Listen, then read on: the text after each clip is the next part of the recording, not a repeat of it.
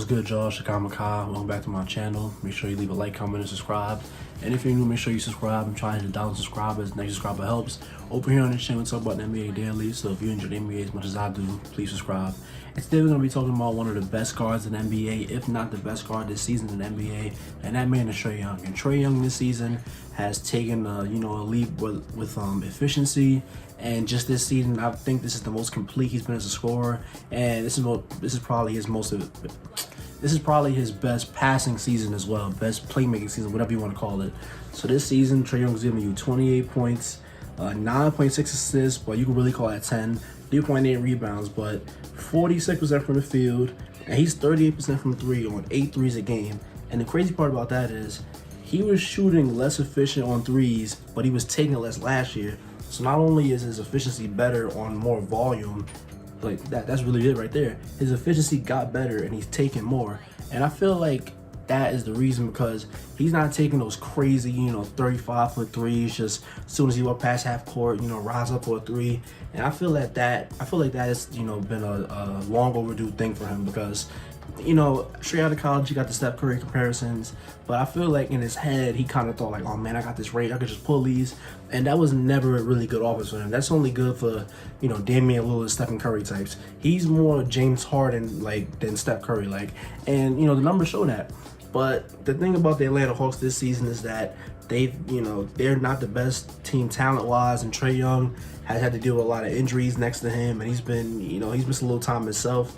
So that kind of plays a factor into their record, but the record, I don't really care about that. We're here to talk about Trae Young. Trae Young is shooting 60% true shooting percentage. He's shooting 60% at the rim. For a small guard, that's crazy, but the way Trae does a lot of damage at the rim and just getting downhill is usually a high pick and roll, and he's so quick and so small and so nimble. It's hard to stick with him through screens. So if he gets a really good screen from like Clint Capella, from John Collins, as soon as he's getting downhill, he's always going to get into that floater. He's not really going directly to the rim, but his floater touch is so good. I think he has the best. I think he shoots the best on floaters in the NBA, if I'm not mistaken. But his floater range is so deep, his floater is so good, the touch around the rim is really good. And the thing about it is that if you have a guy in a dunker spot, whether it be, once again, Clint Capella, John Collins, even, Okongwu, even a guy like that, if you have a guy in a dunker spot like that, he can, kind of disguise his floater. He can make it seem like he's throwing a lob. And that kind of makes defenders kind of, guess and have to just don't know if they're going up for a block or where they're trying to recover back to, who they got to guard in the dunker spot. And I feel like he is able to manipulate a lot of defenders like this, and this is another reason why he's able to score a lot, whether it be with ball fakes. He has the Rondo fake, and there's also when it be on the rim, he'll do a fake and just get guys out of place.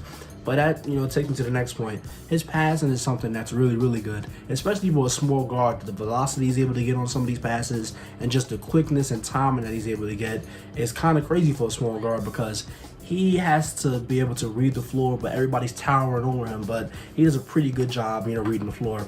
Now, sometimes he does need to get to these better angles to get some of the passes off. Like a guy like Luka can probably just jump up and just get a pass whenever. Trae sometimes has to take, an extra dribble, get a little deeper to get the pass off. But most of the time, the pass is still going to lead to a wide open shot. And, whether it be a guy who's cutting, whether it be a skip pass down the corner, anything kind of like that. So Trae Young, one of the best playmakers in the NBA, but I have to knock him because of his size. Obviously, it holds him back from really, really the quick decision making. But for a small guard, 9.6 assists is insane to me. But yeah, the 28 points per game, I feel like he could be even better of a scorer if he just stopped and took a couple mid ranges, because he's not bad at mid range, but I just feel like the volume, we should be seeing a lot more of it, because obviously if Trae Young's coming downhill, you're scared he's going to blow right by you and go to the rim. If he just stopped and pulled up, maybe if he, took a page out of Chris Paul's book, if he just did something like that, then I feel like his scoring would be even more lethal, because not every time it has to be a floater, not every time it has to go right to the rim. Just, a couple mid-ranges there would be really great. But yeah, man, Trae Young is probably the best pick and roll ball handler in the NBA, because he knows how to keep guys in jail. And when you're talking Trae Young, you cannot forget to mention free throws. He shoots 90% at the free throw line. He's taking about 7 a game. And for a small guard to be able to just, bump and crash with everybody like that and just do a lot of the, dirty work that comes with drawing fouls like that, a lot of it, you can say it's cheap, it's whack, it's tacky. But to me, drawing fouls is a skill that a lot of guards need to work on. And if you can get to the free throw line, which is the most efficient shot in basketball, I'm not going to fault you for doing that, because you want to get the best shots. You want to be able to get easy points. And it's not like, all his points come from free throws. It's just a small fraction of it. But yeah, the free throw drawing, he's always able to get guys, with their hand in the cookie jar. He's able to, when he blows past guys, he knows how to just stop on a dime and just try and get a shot up, but he gets bumped to the back, so that's a foul. But yeah, man, Trae Young has just been really, he's playing really well this season. You want to see the Atlanta Hawks try to put more talent around him, probably this offseason, because they traded Cam Reddish. DeAndre Hunter has had injury issues. And beyond that, I don't know anybody on perimeter who's really helping him out a lot. Bogdanovich, he's a fine player. Herter is a pretty good player, I'm not going to lie. But nobody is really taking the creation burden off of Trae. Earlier this season, they tried to use him more off ball. They tried to make him run around, come on, pin downs and all that. And the Atlanta Hawks are doing very bad with that. So he went back to the heliocentric offense. They made sure that Trae, was always running the show. And this has its positives and it has its negatives. The negative is that, the Hawks offense is pretty predictable, but it's still really hard to stop. Like, just because you know what's coming doesn't mean you're going to be able to stop it. They still get the, lobs off. Trae is still able to, walk into pull-up threes. He's still able to get his floater off, but I just feel like in a playoff setting, when there's, better defensive teams, that's kind of an issue when you don't really have a lot of counters to a lot of the defense that he's going to be, seeing in the NBA. In the NBA playoffs, I should say.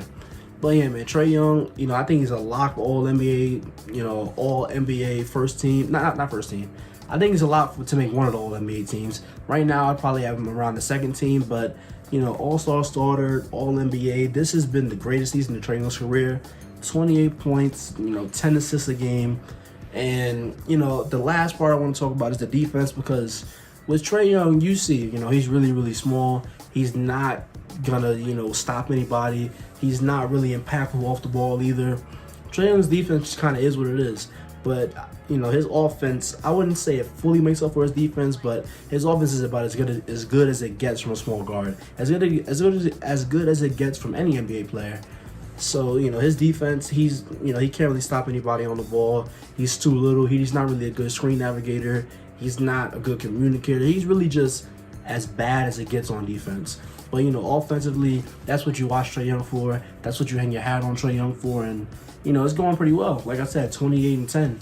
That's one of the best, creating seasons that I've ever seen in my life. And I think he has the most assists total in the NBA right now, and the most points total in the NBA right now. So that's just pretty insane to be doing. But, hopefully the Hawks give him some more talent around him. Hopefully he's able to, add more mid-ranges to his game.